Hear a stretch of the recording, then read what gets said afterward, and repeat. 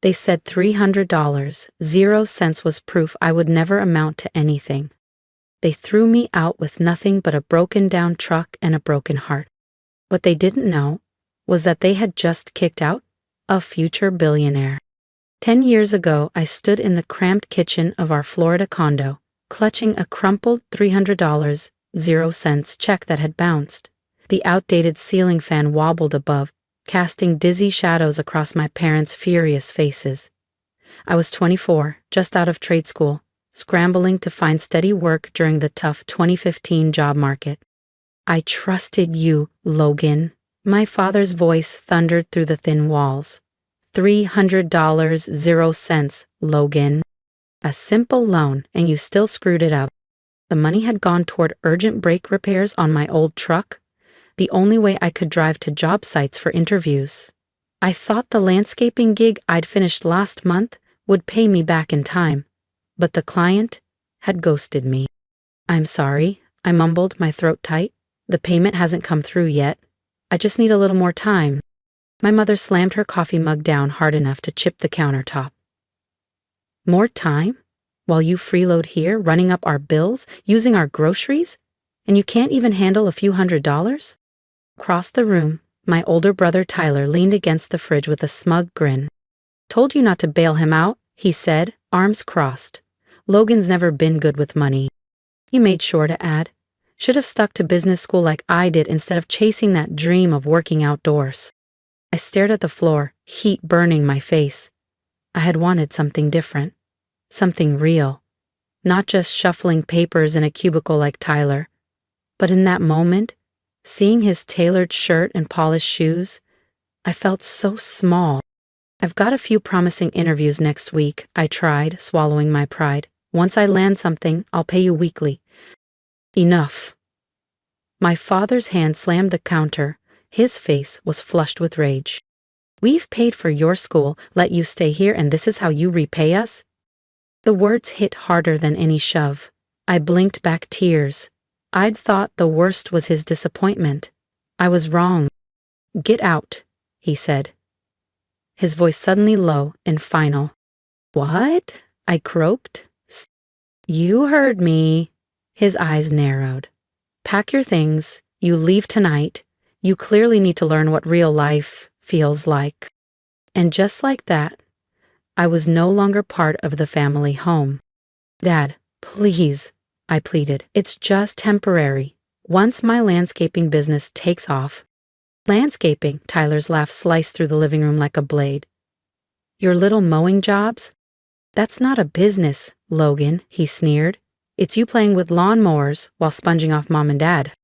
My mother smoothed down her silk blouse, pretending to brush off invisible dust. "Your brother's right. Tyler started with the real estate firm right after college. He's already closing 6-figure deals.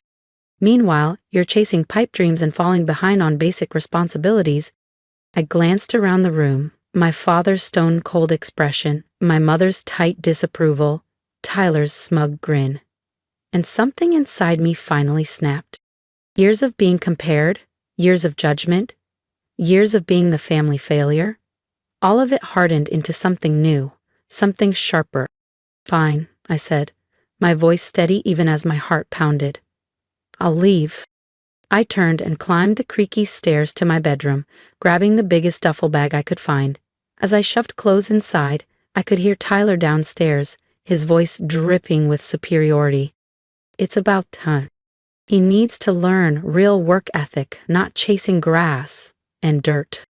I shoved my work boots, laptop, and battered portfolio of business plans into the bag. They saw no value in what I built. But I knew the future wasn't behind a desk.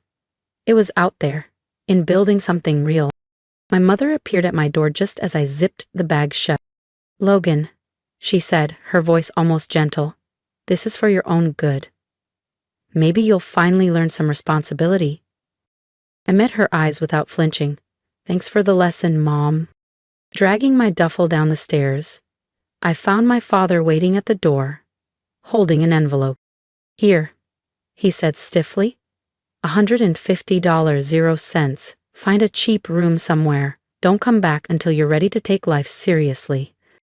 I stared at the envelope for a moment, and then shook my head. Keep it, I said quietly. I'll figure it out myself. Tyler chuckled. Yeah, sure. Maybe you can mow enough lawns to pay for dinner. I stepped out into the humid Florida evening, my whole life crammed into a bag. My old Honda, still dented, still humming, sat in the driveway, ready. As I drove away from the only home I'd ever known, the tears came. Not from sadness. From resolve. My family thought they were teaching me a lesson about money. What they really gave me was something far greater, freedom. I had $193.00 left in my checking account, a beat-up laptop, and a brain full of landscaping and small business management skills they had laughed at. It would have to be enough. That night, I parked my old Honda behind a 24-hour diner off Highway 19 and slept there, clutching my laptop like a lifeline. I wasn't just job hunting, I was planning. If nobody would hire me, I'd build something myself. By sunrise, I had sketched the first outline of a service platform, an app that could revolutionize how small local businesses manage their inventory, appointments, and cash flow. I didn't realize it yet, but that rough draft, coded on a dying battery, would become my future empire. The next 10 years would turn the family's failure into the very name they would later beg for help. The irony? Being kicked out over a bounced $300.00 check turned out to be the best thing that ever happened to me. Because sometimes hitting rock bottom isn't your end, it's your foundation. As I curled up in my car that first night, Tyler was probably kicking back in his fancy condo, thinking he'd won. What he didn't know was that a decade later, he'd be praying for a meeting with the same loser brother he helped shove out the door. That night wasn't my downfall. It was my beginning. 10 years later, I stood in my corner penthouse office, gazing out at the sparkling Miami skyline below. The app I'd started coding in that diner lot had grown into Greenline Systems, one of the nation's top small business management platforms. You try it again? My assistant's voice crackled through the intercom. Mr. Hayes, Kingston Realty's executive board is waiting in conference room A. I smiled slightly. Kingston Realty, my family's company, bankrupt and desperate for a merger, completely unaware that Greenline Systems was owned by the irresponsible son they had cast aside. The press called me the shadow CEO, the invisible mogul behind Greenline's success. No photos, no interviews, only results. Send them in, I said calmly. I straightened my jacket and caught my reflection in the glass. Gone was the 24-year-old scraping by in a parking lot. In his place stood a man shaped not by rejection, but by relentless resolve.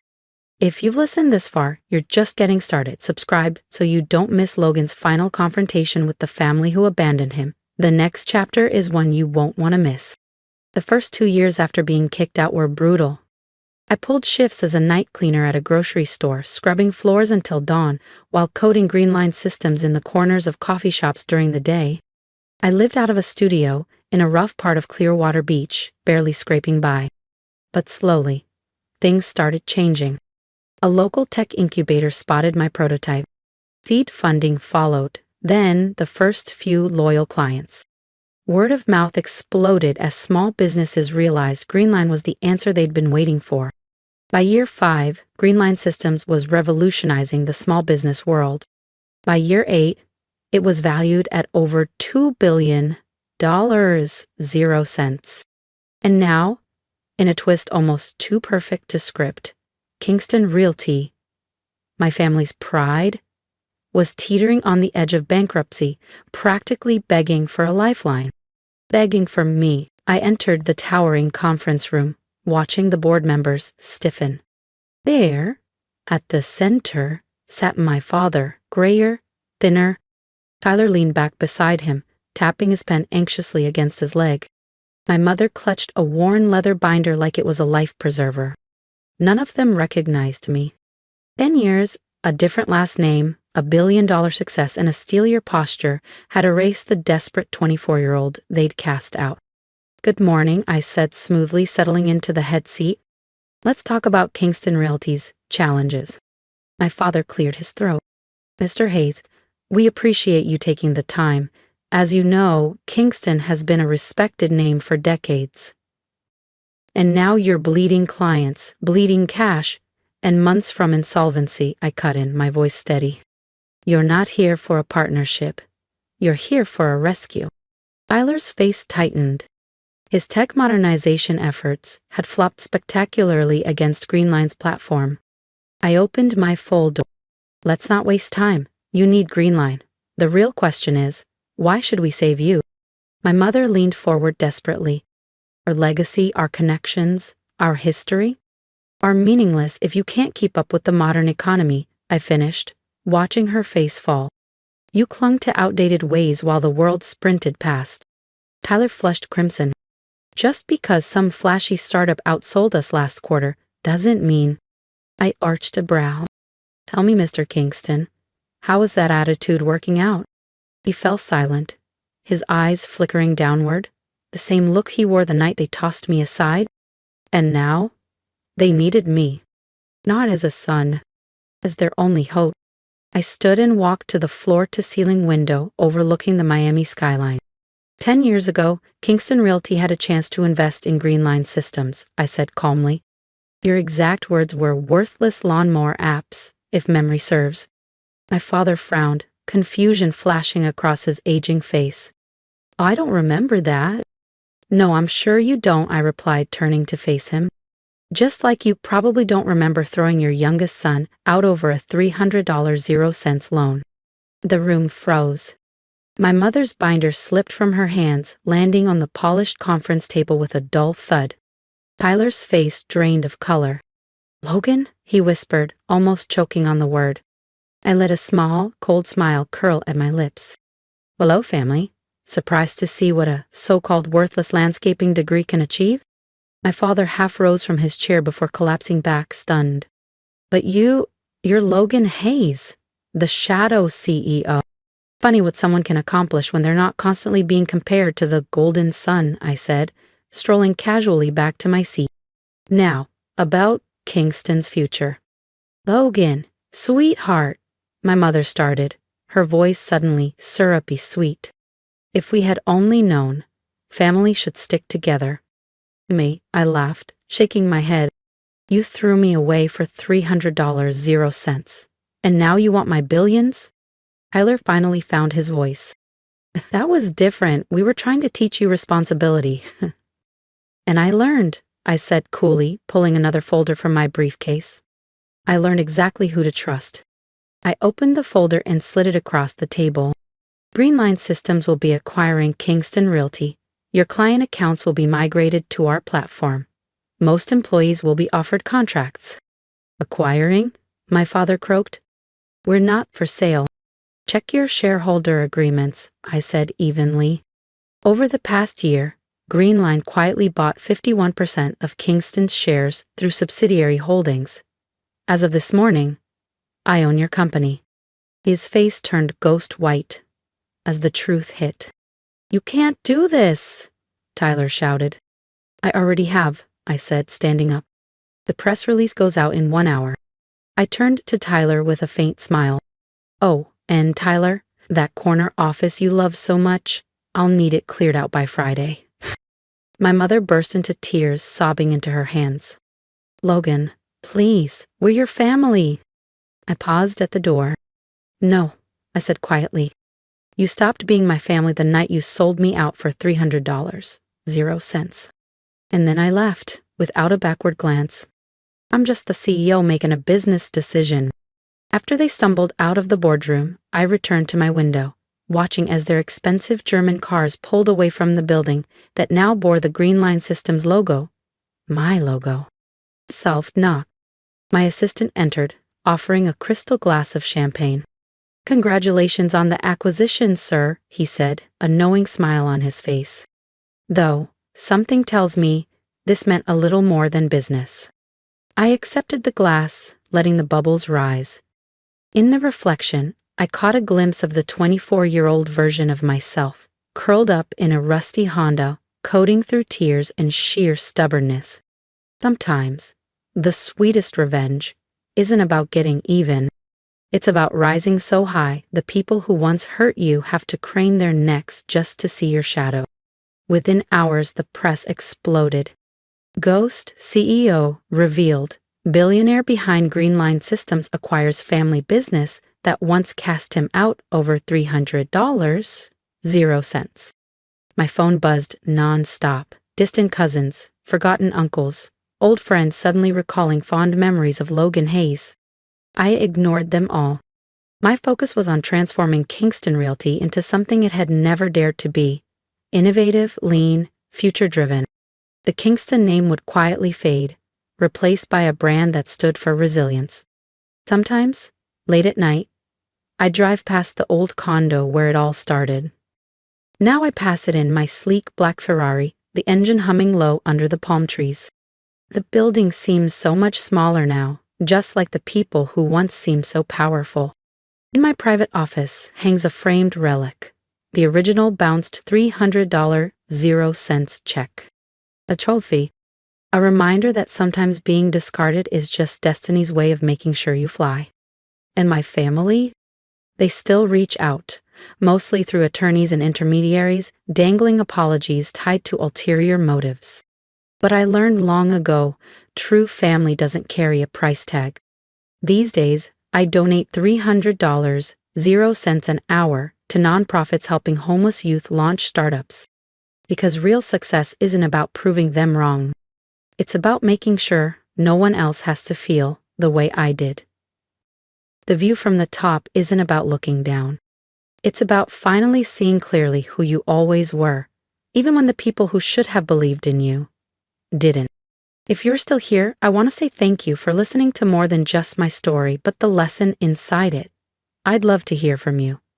Have you ever been underestimated, pushed aside by the people who should have lifted you up? If you have, share your story in the comments.